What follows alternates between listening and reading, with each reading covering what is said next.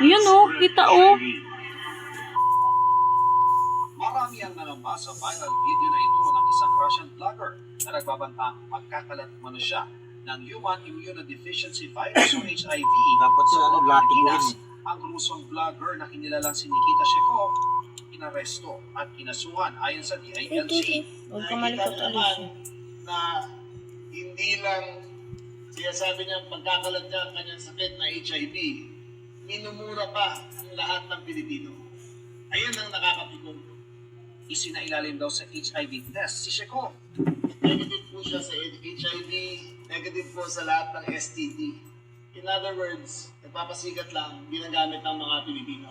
Sinampahan na ng deportation case ng Bureau of Immigration ang Ruso. Kung magkaroon po siya ng local case, aantayin po natin na matapos at magkaroon ng resolusyon yung local case na yon. Kung siya po ay hatulan ng korte ng pagkakakulong, we will have to wait po until ma-serve na yung sentensya dito sa Pilipinas before po natin ma-implement yung deportation. Bukod kay Shekov, hinuli at kinasuhan din ng Estonian national na si Sim Rosipu. Umiikot po siya sa Dumaguete at sinasabi niya at nagpa-vlog siya. Kaya sinasabi niya na lahat ng Pilipino Yan ang sigurating pala yan. Ani Remulla, overstaying na ng ilang linggong Estonian na dapat ay hanggang January 1 lamang legal na manatili sa bansa.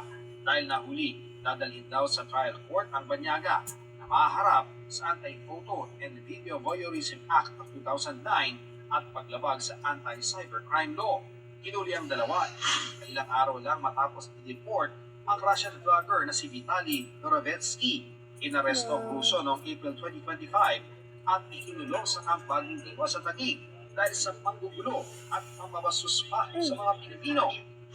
Gip ni Remulla, malaking bagay sa bansa ang pagdating ng mga turista pero hindi naman daw maaaring yurakan ang ating mga kababayan. Kung mga dayuhan na to ay ginagamit tayo, ay hindi natin bibigyan natin ng buong bigat ng Walang batas. plate number yung Para yung magkaangkas eh. na kung maganda ang Pilipinas sa pag-iikot, sila ay mas magagandahan pag nasa loob na ng preso. Para sa GMA Integrated News, Ian Cruz sa Katutok, 24 oras.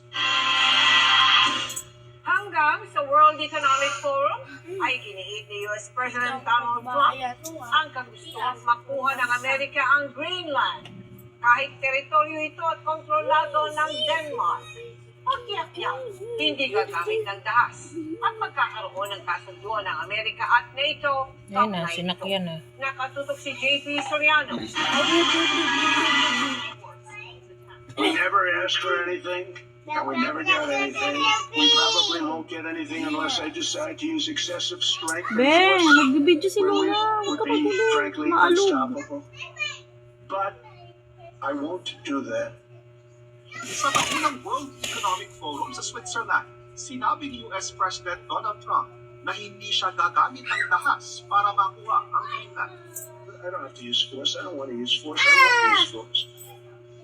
All the United States is asking for is a place called Greenland. Uy, Alicia, huwag ka nga Kasunod niya malikot. ang mga naunang pahayag ni Trump na makuha ang tinaguriang pinakamalaking isla sa mundo.